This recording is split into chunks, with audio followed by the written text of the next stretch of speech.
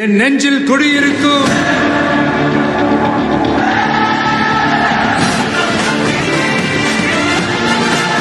உலக தமிழர்களுக்கு வணக்கம். நான் உங்கள் வெங்கிரத்னம். கோவிந்தா கோவிந்தா வெங்கட்ரமணா கோவிந்தா அப்படின்னு சொல்லுவாங்கல்ல. இப்ப பாலாஜிக்கு கோவிந்தா, செந்தில் பாலாஜிக்கு கோவிந்தா அப்படின்னு சொல்லிட்டு ஜனவரி மாசத்துக்கு மேல நாம ஜாலியா அடிக்கலாம். மார்கழி மாச பஜனை கோஷ்டி மாதிரி செந்தில் பாலாஜி கோவிந்தா, திகார் ஜெயிலுக்கு கோவிந்தா அப்படின்னு சொல்லிட்டு சந்தோஷமா என்ஜாய் பண்ணலாம். அப்படி ஒரு அப்டேட் அப்படிங்கிறது வந்திருக்கு. கரூர் வழக்கில் செந்தில் பாலாஜியின் குரல் வலையை பிடித்தது சிபிஐ. இதை நாம டீட்டெயில்டா பார்க்க போறோம். அது மாதிரி திமுக இருக்குல்ல, ஒரு கேவலமான கட்சி அப்படிங்கிறது உங்க எல்லாருக்குமே தெரியும். பட் நான் என்ன டெய்லி இதையே சொல்லிட்டு இருக்கேடா அப்படின்னு, பட் அதுக்கான சில ஆதாரங்களை நாம காட்டணும்ல. அது மாதிரி ரெண்டு முக்கியமான விஷயங்கள் நமக்கு கிடைச்சிருக்கு. சென்னை கடலூர் தேசிய நெடுஞ்சாலையில ஒரு அரசு பேருந்து டயர் வெடிச்சு ரோட்டை கிராஸ் பண்ணி டிவைடர் மேல ஏறி அடிச்சதுல 2 கார்ல மோதி 9 பேர் இறந்து போனாங்க. இது உங்களுக்கு தெரியும். இந்த நியூஸ பாத்தீங்கன்னா ஓட்டுநர் கைது அப்படியே ஹைட்டா அதான் போட்டுட்டு இருக்காங்க. எல்லா மீடியாலையும் ஹைலைட் பண்ணி அரசு பேருந்து ஓட்டுநர் கைது, அவரோட போட்டோவை போட்டுறானுங்க. எங்கேயாவது விபத்துல இது மாதிரி அந்த ஓட்டுநரோட போட்டோவை ஹைலைட் பண்ணி போட்டு பாத்துறீங்களா? பாத்திருக்க மாட்டீங்க. இப்ப மட்டும் ஏன் போடணும்? இதுக்கு பின்னால் இருப்பதுதான் திமுகவின் எச்சை புத்தி, திமுகவின் கருணாநிதி தனம். ஏன்னா அந்த ஓட்டுநர் ஒரு இஸ்லாமியர், முகத்தை பார்த்தாலே இஸ்லாமிய அடையாளங்களோட இருக்கக்கூடிய இஸ்லாமியர். அப்ப எதுக்கு அதை ஹைலைட் பண்ணி போடுறாங்க? உடனே இந்த இஸ்லாமியர் அப்படின்னு போட்டா பிஜேபியினர் அவரை திட்ட ஆரம்பிச்சிருவாங்களாம். பாத்தீங்களா, இஸ்லாமியர்களுக்கு எதிராக அப்படின்னு சொல்லிட்டு அந்த விபத்தையே மறைச்சிடணும். யாரா காரணம்? டிரைவர் தான் காரணமா? ஒரு டயர் மாத்த துப்பு கட்ட அரசாங்கம், அந்த டயர் வீக்கா தானே இருந்திருக்கு, மாத்தி தொலைய வேண்டியதானே. டெப்போ மேனேஜர் என்ன கருணாநிதி பிடிங்கிட்டு இருந்தாரா? டெப்போட மெக்கானிக்கலா என்ன பண்ணிட்டு இருந்தாங்க? மினிஸ்டர் என்ன பண்ணாரு? சிவசங்கரை ராஜினாமா பண்ணிட்டு போக சொல்லுங்க. இதுக்கு மினிஸ்டர் பொறுப்பேற்றது இல்லையா? இதுல உண்மையிலேயே ஆண்மை தன்மை இருந்தா சிவசங்கரை அமைச்சரவையில இருந்து தூக்கி இருக்கணும் ஸ்டாலின். என்ன வேலை பாக்குறீங்க அப்படின்னு சொல்லிட்டு. ஒரு அப்பாவி ஓட்டுநர் எவன் ஓட்டிட்டு போனாலும் அந்த மாதிரி கேவலமான டயர் இருந்தா வெடிக்கதான் செய்யும். ஏன்னா ஃப்ரண்ட் டயருங்கிறது சிங்கிளா போற டயர், பேக்காவது 2 இருக்கும். அப்ப ஃப்ரண்ட் டயருங்கிறத ரொம்ப பொத்தி பொத்தி பாதுகாக்க வேண்டியது. அதை வாங்கறதுக்கு துப்பு இல்ல. அப்படியே மின்னும் தமிழ்நாடு அப்படின்னு விளம்பரம் மட்டும் பண்ணிக்கிறீங்க. இதுல சிவசங்கருடைய ஆட்கள் போக்குவரத்து துறையின் பொற்காலமா, போக்குவரத்து துறையோட போராத காலம்னு சொல்லுங்களா? இந்த டயர் வெடிச்சு செத்ததுக்கு எதுக்கு நீங்க டிரைவரை அவ்வளவு ஹைலைட் பண்றீங்க? சாதாரண ஒரு விபத்து, அவர் என்ன வேணும்னு போய் மோதினாரு? அதை போட்டுட்டு அதை வச்சு இந்த விஷயத்தை மறைச்சிட்டு சங்கிகள் மத கலவரம் தூண்டுகிறார்கள் அப்படின்னு அவங்க போர்வைக்குள்ள போய் ஒளிய பாக்குறீங்க. பாத்தீங்களா, இதுக்கு பேரு தான் கருணாநிதி தனம். அதே மாதிரி ஒரு செவிலியர் முதல்வரை திட்டினாங்க பாத்தீங்களா, அந்த செவிலியர் குறித்து ஒருத்தர் பேசி இருக்கிறாரு, திமுக பதிவாளர், மூத்த பதிவாளர். அது அப்படியே நான் உங்களுக்கு டீடைல்டா படிக்கிறேன் பாருங்க. திமுக காரங்களுக்கு யாராவது பெண்கள் அவங்களை ஏத்து பேசிட்டா உடனே கேரக்டர் அனாசியேஷன் பண்ணிடணும். அவர் இவ அவன் மேல 1008 குற்றச்சாட்டு கூந்தல் சொல்ல ஆரம்பிச்சிருவாங்க. அந்த அடிப்படையில இன்னைக்கு அந்த செவிலியரை பத்தின தனி தகவல்கள் எல்லாத்தையும் முகநூல்ல பரப்புறானுங்க. அண்ணாமலை யூனிவர்சிட்டியில ஒரு மாணவி பாலியல் வன்கொடுமை செய்யப்பட்டப்ப எஃப்ஐஆர் ரிலீஸ் பண்ணி விட்டாங்க பாத்தீங்களா? கேட்டா எங்களுக்கு டெக்னிக்கல் ஃபால்ட் அப்படின்னு சொல்லிட்டு, அப்பதான் வேற யாரும் கம்ப்ளைண்ட் கொடுக்க வர மாட்டாங்கன்னு. இந்த ஆட்சி லட்சணத்துல அப்படியே பெண்களுக்கு பாதுகாப்பு கிழிச்ச மாதிரி. அன்னைக்கு அந்த மாணவியோட எஃப்ஐஆர் வெளியிலன்னா இன்னும் எத்தனையோ மாணவிகள் வந்திருக்கிறதுக்கான வாய்ப்பு இருந்தது. அது நாசமா போச்சு இல்ல. டெக்னிக்கல் ஃபால்ட்னு ஒரே வகையில முடிச்சிருவீங்க. இன்னைக்கு இந்த பெண் முதல்வரை திட்டி இருக்கு, சரி தப்புங்கிறது அடுத்த விஷயம். அந்த பெண்ணோட பர்சனல் விவரங்களை உடனே பேஸ்புக்ல போடுறானுங்க, திமுக எல்லாம் வீட்டுக்கு போ அப்படின்னு சொல்லிட்டு.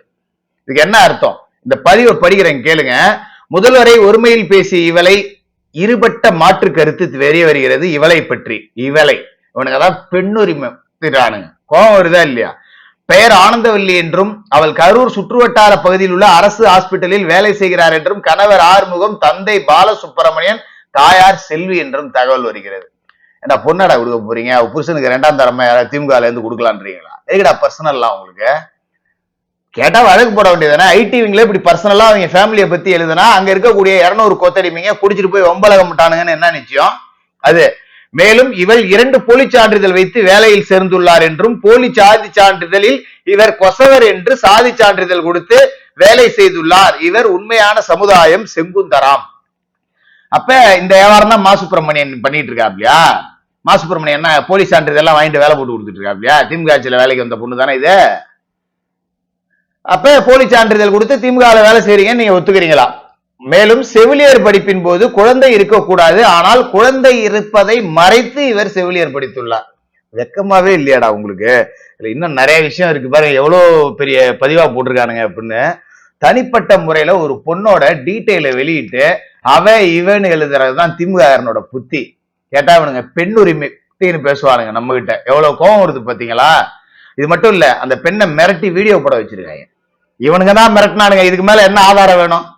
பச்சையா அவங்க ஃபேமிலி, அவங்க ஹஸ்பண்ட், அவங்க பொண்ணு, அவங்க தாய் தந்தை பேரெல்லாம் எழுதி போட்டு இவளை யாரு என்னன்னு பாருங்க, இவன் வந்து போலி சான்றிதழ் கொடுத்திருக்கா, இப்படி எல்லாம் மிரட்டி இருக்கிற வேலையை காலி பண்ணிடுன்னு சொல்லி மிரட்டி வீடியோ போட வச்சிருக்காங்க. இந்த வீடியோ கேளுங்க நீங்களே. நேற்றுக்கு நான் ஸ்ட்ரைக்கில் இருக்கும்போது மாண்புமிகு தமிழ்நாடு முதலமைச்சரையும் மா சுப்பிரமணியன் அவர்களையும் ஒருமையில் பேசிய வீடியோ வந்து ஊடக வலைத்தளங்களில் வந்து ரொம்ப ஸ்ப்ரெட் ஆகிட்டு இருக்கு. இது வந்து யாரும் எனக்கு உதவுறதுக்கு முன் வர மாட்டாங்க. அவங்க இப்போதைக்கு இருக்கிற அரசு தான் எங்களுக்கு வந்து உதவணும். இதை வந்து மீடியாவில் இருக்கிற ஒரு சிலரின் தூண்டுதல்னாலும் அங்கே இருந்த கொஞ்சம் பேர் வந்து என்னை ரொம்ப ஃபோர்ஸ் பண்ணதுனால தான் நான் அந்த மாதிரி பேசினே தவிர மற்றபடி அவங்கள இது பண்ணணும் அப்படின்ற எந்த ஒரு இதுலையும் பேசலை. நான் பேசினது தப்பு தான், நான் பேசினதை நியாயப்படுத்த விரும்பலை. தமிழ்நாடு முதலமைச்சர் ஸ்டாலின் ஐயா அவர்களையும் அமைச்சர் அவர்களையும் நான் ஒருமையில் பேசியது முழுக்க முழுக்க தவறு தான். இதை வந்து மன்னிச்சுங்க. நான் பொதுமக்களிடமும் முதலமைச்சர் அவர்களிடம் நான் வந்து வருத்தத்தை தெரிவிச்சுக்கிறேன். இது வந்து என்னோட வாழ்வாதார பிரச்சனைக்காக நான் கொடுத்த ஒரு வீடியோ தான். இது வாழ்வாதார பிரச்சனை, அதனால இதை யாரும் எதிர்கட்சிகள் யாரும் இதை அரசியலா பார்க்க வேண்டாம், அரசியலாக்க வேண்டாம். தயவு செஞ்சு என்னை மன்னிச்சிருங்க. தெரியுதுல்ல இப்ப உங்களுக்கு? இவனுங்க மிரட்டி தான் வீடியோ போட வச்சிருக்காங்க அப்படிங்கிறது இப்ப நல்லாவே தெரியுதா? எவ்வளவு பிச்சைக்காரங்க பாருங்க. கேட்டா கருத்துரிமை காவலாளிகள், நாங்க தான் கருணாநிதியை புடுங்கினவர்கள் அப்படின்னு பேசுவாங்க. இதை பார்த்தா எவ்வளவு கோபம் வருது உங்களுக்கு? ஒரு விமர்சனத்தை தாங்கிறதுக்கு துப்பு இல்லைன்னா நீங்க எல்லாம் செத்து போங்கடா. புதுவையில வந்தா விமர்சனம் வரதான் செய்யும். எடப்பாடி பழனிசாமி என் வீட்டு கக்கூஸ் அடைச்சிக்கிச்சுன்னா நான் எடப்பாடியை வர சொல்லுவேன். பேசினால தமிழன் பிரசன்னா கழட்டிக்கிட்டு அடிச்சு கூட்டு வந்து மன்னிப்பை வச்சுச்சு அன்னைக்கு இருந்த தமிழ்நாடு காவல்துறை. இல்லையா எழுதுனானா இப்படி தமிழன் பிரசன்னா வந்து இப்படிப்பட்டவன், அவங்க அம்மா இவங்க, அவங்க மனைவி இவங்க, இப்படிதான் எழுதி இருந்தானுங்களா யாராவது? கருத்துரிமை கருத்தை தாங்கிறதுக்கு துப்பு இல்லைன்னா உங்களுக்கு ஆட்சி எதுக்கு, உங்களுக்கு கட்சி எதுக்கு, உங்களுக்கு அதிகாரம் எதுக்கு? கட்சியை கழிச்சிட்டு வீட்டுக்கு போயிடுங்க. நீங்க பண்ற தப்ப எவனுமே எதுவுமே கேட்க கூடாது. நாங்களும் 200 ரூபாய் வாங்கிட்டு முத்துவேல் கருணாநிதி ஸ்டாலின் திராவிட மாடல் உலகின் சிறந்த முதல்வர் இப்படி முட்டு கொடுத்தா நல்லா இருக்கா? ஊர்ல இருக்கிற எல்லாருமா அண்டாவா இருப்பான்? ஒத்தனாவது சோத்துல உப்பு போட்டு திங்க மாட்டான், ஏத்து பேசதான் செய்வான். தாங்கிக்கணும். இல்லைன்னா ஆட்சி வேண்டாம், நீங்க கலைச்சிட்டு போயிடுங்க. ஒழுங்கா ஆட்சி செய்ய துப்பு இல்லை. எவனா ஒருத்தன் பேசுறான்னா அவனை பிடிச்சி உள்ள போடுறது, சம்மதமே இல்லாம ஏதாவது ஒரு கேஸ போட்டு விடுறது. திமுக யாருமே பச்சையா எழுதுனாலும் அதை பத்தி பேசுறதே இல்லை. மேடையை போட்டு உங்க கோத்தாலன்னு சிவாஜி கிருஷ்ணமூர்த்தின்னு ஒருத்தன் பேசுறான், அவனை கண்டிக்கிறதுக்கு துப்பு இல்லை. கட்சியை விட்டு நீக்கிறது, அடுத்த நாள் கூப்பிட்டு சேர்த்துக்கிட்டு இன்னொரு மேடையை கொடுத்து போடா எவனை வேணாலும் தாமான்னு திட்டுறான்னு சொல்லி அனுப்பிச்சு விடுறது. இதுதான் நீங்க இங்க ஆண்டு கிழிக்கிற லட்சணம். கேட்டா நாங்க பெண்ணுரிமை போராளிகள், பெண்ணிய காவலர்கள், பெரியாரோட கையை பிடிச்சிக்கிட்டு நடந்தோம், அவங்க அப்பாவோட காலை பிடிச்சிக்கிட்டு நடந்தோம்னு கதை வந்து இங்க சொல்லிட்டு இருக்க வேண்டியது. கோபம் வருது. டீசெண்டா பேசணும்னு தான் நினைக்கிறேன். இந்த பாவமா இல்ல இதெல்லாம் பார்க்கும்போது. அப்ப யாரு தாங்க கேட்கறது? யாராவது ஒருத்தர் கேட்டுதானே ஆகணும். இப்ப சவுக்கு சங்கர் விவகாரத்தை எடுத்துங்க. நேத்து மறுபடியும் கஸ்டடி ஒரு நாள் கொடுத்துருக்காங்க. என்னன்னா அந்த போனை பிடிங்கி ஆகணும். நான் என்ன சொல்றேன், 94,000 ஒருத்தன் அனுப்பிச்சான்ல, அவன் போனை பிடிங்கி பாரு. இன்கமிங் வந்திருக்கா, அவுட் கோயிங் போயிருக்கான்னு ஈஸியா தெரிஞ்சிட போகுது. இதுக்கு எதுக்கு இப்படி தொடுறீங்க? நேரா அவன் போன புடி. அவன் அந்த நோ நேம் பார்ல வேலை செய்யறவன் தானே. அந்த no name bar யாருதுன்னு Savukku Shankar சொல்லியிருக்காரு. அப்ப முடிச்சு கரெக்டா இருக்கா? இப்ப அந்த போனை புடுங்கணுமா?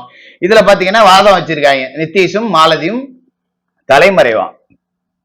இதுல இந்த அன்னகாவடி ஒருத்தன் இருக்கான முக்தார்னு சொல்லிட்டு, அவன் நேத்து ஒரு வீடியோ போட்டிருக்கான். தலைப்பு ஓடி ஒளிந்த பெலிக்ஸான். ஏடா நேத்து நைட் வரைக்கும் உட்காந்து அவர் பேட்டி கொடுத்துட்டு இருக்காரு, அவரு சேனல்ல பேசிட்டு இருக்காரு. எங்கடா ஓடி ஒளிஞ்சாரு?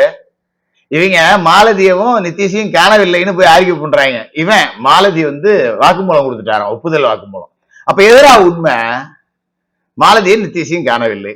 நீங்க சவுக்கு அரெஸ்ட் பண்ணும்போது மாலதி அங்கதானே இருந்தாங்க. எங்க ஓடி போனாங்க? கோர்ட்டை ஏமாத்துறீங்களா, இல்ல சட்டத்தை ஏமாத்துறீங்களா, இல்ல உங்களை நீங்களே ஏமாத்திக்கிறீங்களா? மக்களை ஏமாத்துறதா நினைச்சு இவ்வளையும் செய்யறீங்க. ஆனா அது உண்மை கிடையாது. மக்கள் ரொம்ப தெளிவா இருப்பாங்க.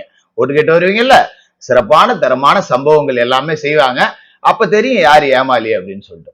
சரி, இப்ப விவகாரத்துக்கு வருவோம். கரூர் வழக்கு சிபிஐ விசாரணை அப்படிங்கிறது கிட்டத்தட்ட 90% மேல நிறைவடைஞ்சிருச்சு. இதுல புஷி ஆனந்த மட்டும் 29ஆம் தேதி டெல்லி சிபிஐ அலுவலகத்துக்கு நேரில் வர சொல்லியிருக்காங்க. ஏன் புஷி ஆனந்தம் மட்டும் வர சொல்லணும்? மத்த எல்லாத்தையும் ஏன் வர சொல்ல, புஷி ஆனந்தம் மட்டும் ஏன் வர சொல்லணும்? எத்தனையோ நபர்களை விசாரிச்சாங்க. இங்க காவல்துறையினரை விசாரிச்சாங்க, வனத்துறையினரை விசாரிச்சாங்க, மாநகராட்சி கரூர் மாநகராட்சி ஊழியர்களை விசாரிச்சாங்க. அந்த பகுதியில கடை போட்டிருக்கவங்க பெட்டி கடை, டீ கடை, தள்ளுவண்டி கடைன்னு ஒரு கடை விடாம விசாரிச்சாங்க. எத்தனையோ திமுகவினர் வந்து வாலண்டரியா என்ட்ரி ஆகி நாங்களும் சாட்சி தாங்க அப்படின்னு சொல்லிட்டு விஜய் மேல பழிய போடணுன்னே வந்து வாந்தி எடுத்து வச்சானுங்க. பட் இதையெல்லாம் கடந்து இவர்களை எல்லாத்தையுமே வர சொல்லாம புஷி ஆனந்தம் மட்டும் வர சொல்லி இருக்கிறதுக்கான காரணம் என்ன? புஷி ஆனந்த் கொடுத்த முக்கியமான ஆதாரம் அப்படிங்கிற அடிப்படையில அந்த ஆதாரம் உண்மை அப்படிங்கிறது சிபிஐ புரிஞ்சிருக்கு. இங்க நடந்தது கலவரம் தான், இங்க திட்டமிட்ட வன்முறை தான் நடந்திருக்கு, இந்த உயிர்களுக்கான காரணம் திட்டமிட்ட ஒரு வன்முறை அப்படிங்கிறது புஷி ஆனந்த் ஆதாரத்தோட கொடுத்திருக்கார். இதோட மேலதிக விசாரணைகளை உயரதிகாரிகள் முன்னாடி செய்யணும். அதற்கான ஆவணங்களோட சிபிஐ போயிடுச்சு. புஷி ஆனந்த் ஆல்ரெடி ஆதாரங்கள் கொடுத்துட்டாரு, அந்த ஆதாரங்கள் டெல்லிக்கு போயிடுச்சு.